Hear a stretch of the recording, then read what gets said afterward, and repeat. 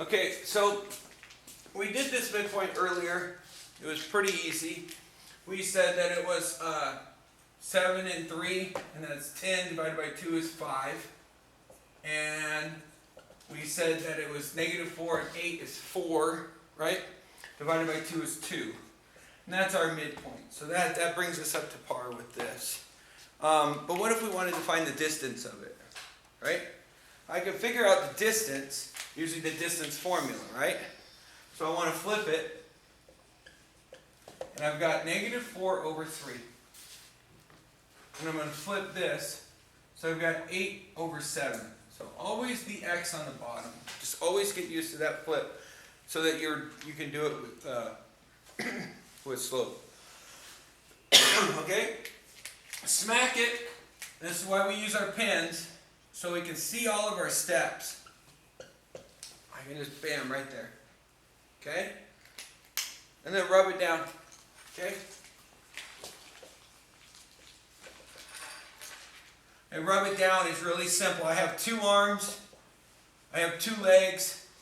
Right? 2 arms, 2 legs. I have a head. And I have a body. And that's your distance formula. Okay? Arms, legs, head, body. Okay? Real quick, real easy. It all flows.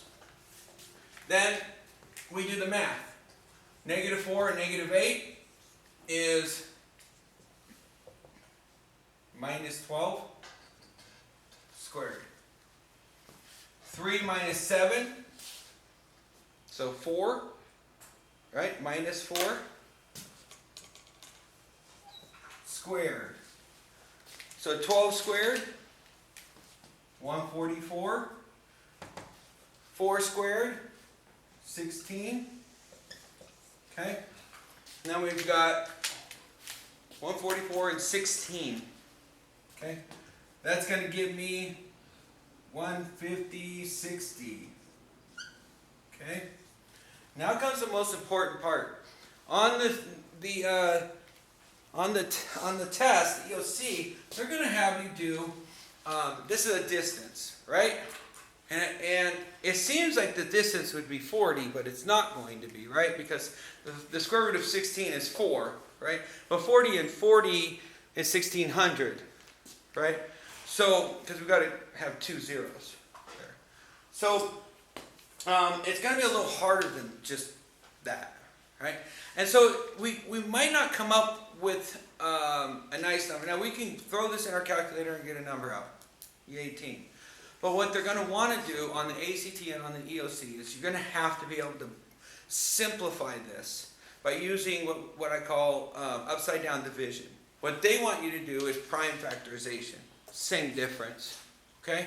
And the more you learn this prime factorization now, the easier calculus and all that stuff's going to be. Right? Because we're going to use it in factoring. Okay?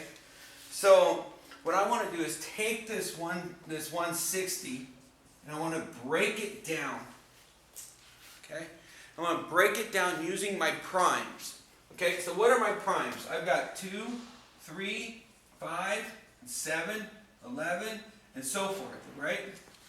Now the ones I really care about are these 3 right here. Okay? Because there's tricks to those. Okay? The tricks to 2. Okay? If it's even, I know 2 goes into it. Right? Okay? The tricks to 3. If it adds up to be a number divisible by 3. So what's 6 and 1 and 0? 7, right? 6 plus 1 plus 0 is 7.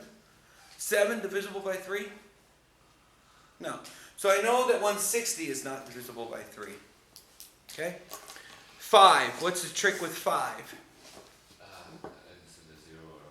Ends in a 0 or a 5. Perfect. So I know that 2 things go into this right now. I know 2 goes into it and I know 5 goes into it. Therefore, I know 10 goes into it. But I'm not going to use a 10.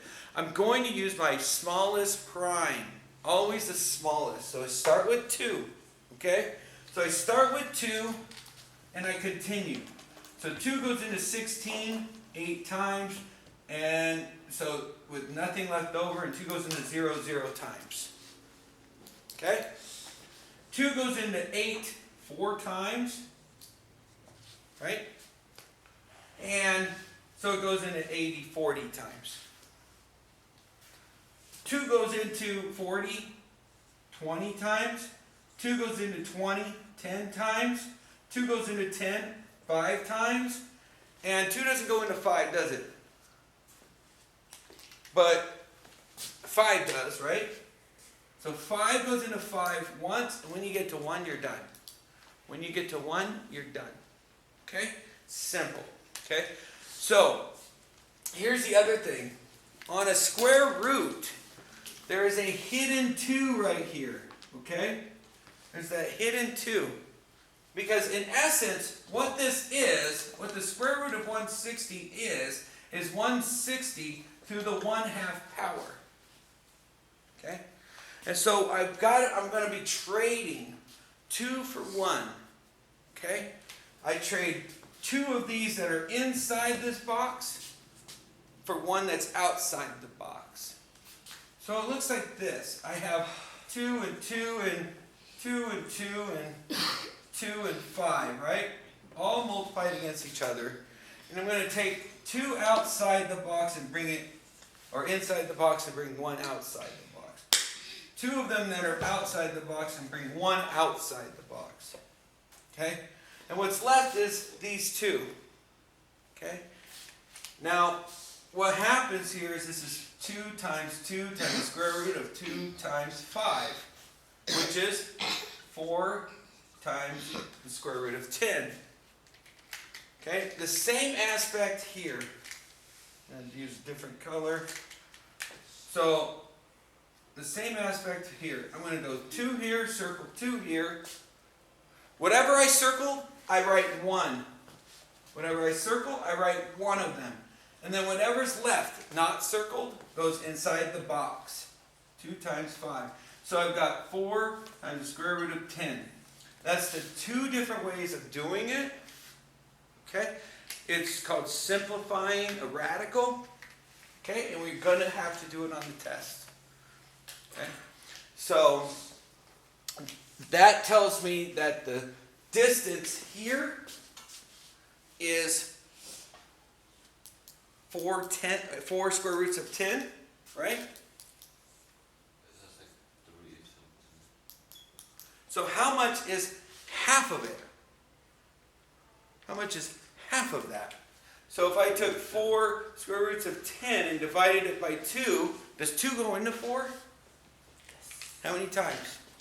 2. 2 times.